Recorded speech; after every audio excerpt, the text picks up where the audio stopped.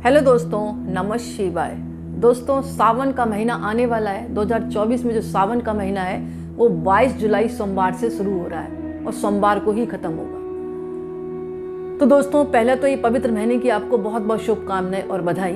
तो आज मैं आपको ये बताऊंगी कि सोमवार को अगर आप सोमवार की व्रत पूजा कर रहे हैं तो व्रत उस कैसे रखें। तो सब प्रथम अगर आप व्रत रखने जा रहे हैं, भगवान शिव की आराधना करना चाह रहे हैं, या तो आप पूरे महीने इसी प्रकार आप करेंगे पूजा, एक टाइम भोजन करके, मैं आपको बताऊंगी विधि।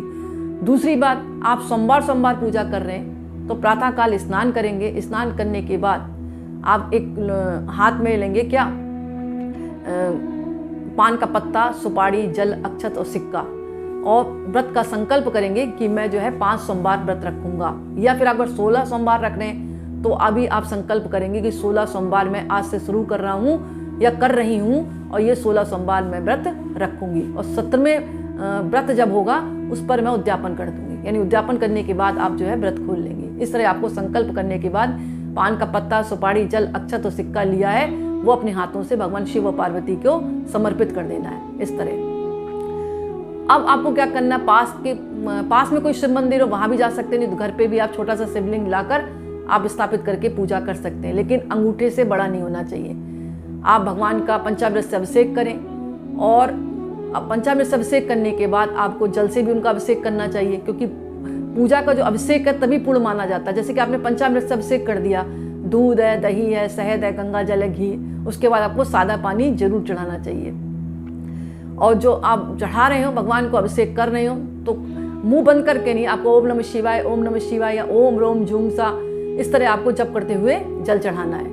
भगवान को त्रिपुंड लगाएं, सफ़ेद चंदन से फूल चढ़ाएं उनके पसंद के, जैसे कि आंकड़े के फूल हैं, धतूरे के फूल हैं, बेल पत्र चढ़ाएं, जनेऊ अर्पण करें। और मौसमी फल है, जैसे आम है, संतरा है, जो भी मौसमी फल है आपको बाजार में दिखे वो आप भगवान को अर्पण कर सकते हैं। सेब चढ़ा सकते हैं, मिठाई चढ़ा सकते हैं भगवान को, और इसके साथ साथ माँ पार्वती और नंदी की पूजा जरूर करें। लेकिन जब पूजा स्टार्ट कर रहे हो, संकल्प के दौरान ही आपको गणेश भगवान का नाम जरूर लेना है। अगर गुरु बना रखें तो गुरु का भी आप नाम ले सकते हैं। इसके अलावा दीप प्रज्वलित करें, और इसी प्रकार 16 सोमवार का आप व्रत का संकल्प ले सकते हैं। 17वें पे आप उद्यापन करेंगे, और इधर जब सोमवार का व्रत रख रहे हैं तो इसमें 5वें सोमवार पर आप उद्यापन करेंगे, क्योंकि इस बार 5 सोमवार पड़ रहे हैं। इसके अलावा आप जब उद्यापन करेंगे 16 सोमवार में, तो 16 आपको जोड़े मिलाने हैं। जब 17वें उद्यापन कर रहे हो दिन 17वें सोमवार पर, तो आपको 16 जोड़ों को भोजन कराना है।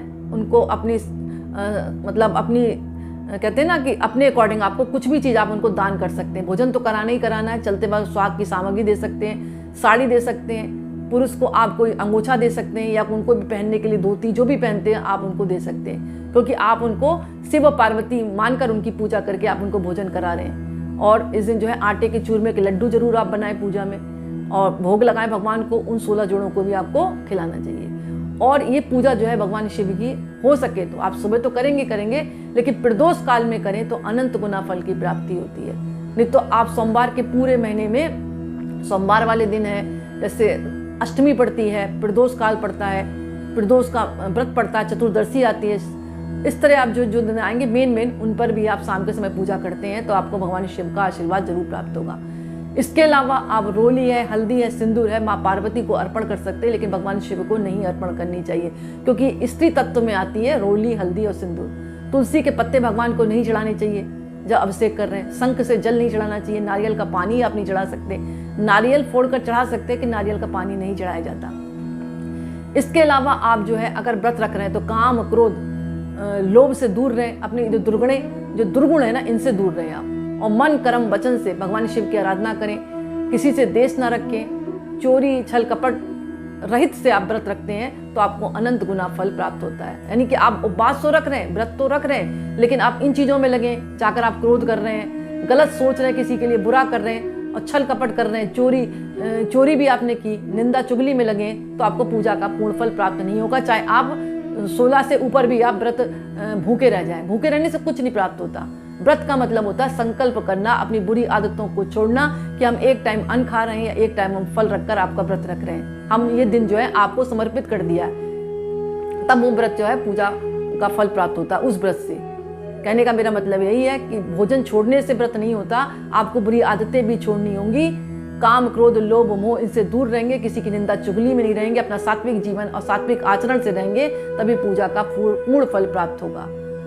इसके अलावा आप व्रत में क्या खा सकते हैं? अगर एक टाइम का भोजन पर आप व्रत रख रहे हैं, वो आपके संकल्प पर होता है कि अगर एक टाइम का भोजन रख रहे हैं उसको कहते हैं व्रत, तो आप बिना नमक का भोजन करें। उपवास रख रहे हैं तो फल फलारी खा सकते हैं, आप सेब है, केला है, आम खा सकते हैं, नारियल फोड़ कर खा सकते हैं, दूध पी सकते हैं, छाछ पी सकते हैं, लस्सी पी सकते हैं, और साबूदाने की खिचड़ी है, खीर बनाकर खा सकते हैं। हरी साग सब्जियां इस व्रत में नहीं खानी चाहिए, क्योंकि सावन के महीने में कीड़े वगैरह लग जाते हैं ना हरी साग सब्जियों में, इसलिए मना होती है। बैगन में भी कीड़े लग जाते हैं, इसलिए कहा जाता है हरी साग सब्जियां सावन के महीने में, परवल है, बैगन है, नहीं खानी चाहिए। तली भुनी चीज़ों से दूर रहें, बाल नाखून ना बनाएं, और इसके साथ साथ आपको क्या करना है, ब्रह्मचार्य का पालन करना है। और भगवान का जो है आप जो है प्रेम से सुबह शाम भगवान की आरती करें, शिव चालीसा पढ़ें, और महामृत्युंजय का आप जप कर सकते हैं। उनकी सोमवार व्रत की कथा आती है उसको पढ़ सकते हैं। 16 सोमवार व्रत कथा अलग आती है, सोमवार की व्रत कथा अलग आती है, दोनों को लाकर आप पढ़ सकते हैं। वो आपने जो भी संकल्प लिया है उसके आधार पर। अगर आपको टाइम नहीं मिलता है, आप नौकरी करते हैं या गृहिणी भी है, घर में बहुत ज़्यादा काम है,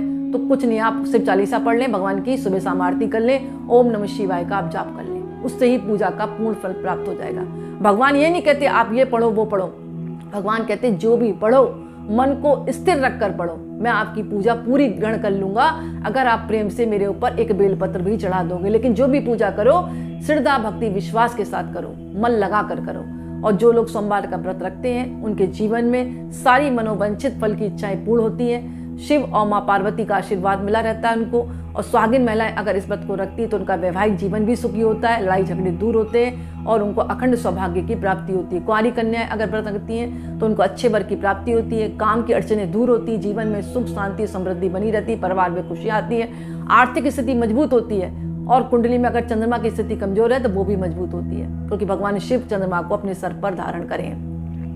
इसके अलावा आप जीवन में अपना चाहते हैं कि शुक्र ग्रह अच्छा बना रहे, आपके घर में लग्जरी लाइफ आप जिए, तो गंगा जल और शहद और इत्र डालकर भगवान का अभिषेक करें। अगर पूरे महीने नहीं कर सकते तो सोमवार मेन तिथियां हैं, अष्टमी है, प्रदोष है, शिवरात्रि आती है, उस पर भी आप इनका अभिषेक कर सकते हैं। महाशिवरात्रि फरवरी में पड़ती है, लेकिन शिवरात्रि जो है प्रत्येक महीने में आती है, तो आप उसमें भी कर सकते हैं सावन सोमवार के अलावा।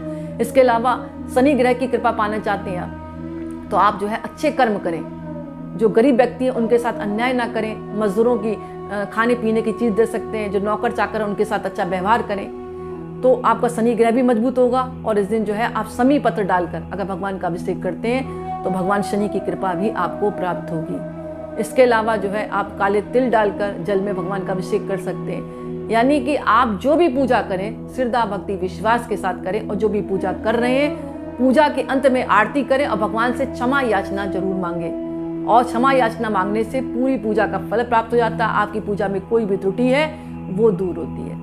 और दोस्तों पूरे महीने आपको जितना हो ओम नमः शिवाय, ओम नमः शिवाय, ओम रोम जूम सा, भगवान शिव के भजन है, कीर्तन है, जो भी आप श्रद्धा भक्ति विश्वास के साथ कर सकते हैं, पूरा सावन के महीने आप करें, भगवान की असीम कृपा आपको प्राप्त होगी, माँ पार्वती का आशीर्वाद प्राप्त होगा और जीवन में आपके सारे जो कार्य हैं वो पूर्ण होंगे। तो दोस्तों आज का वीडियो मैं ही समाप्त करती हूँ। पसंद आए तो लाइक करें, दूसरों को शेयर करें और कमेंट्स में नमः शिवाय जरूर लिखें। बहुत बहुत धन्यवाद।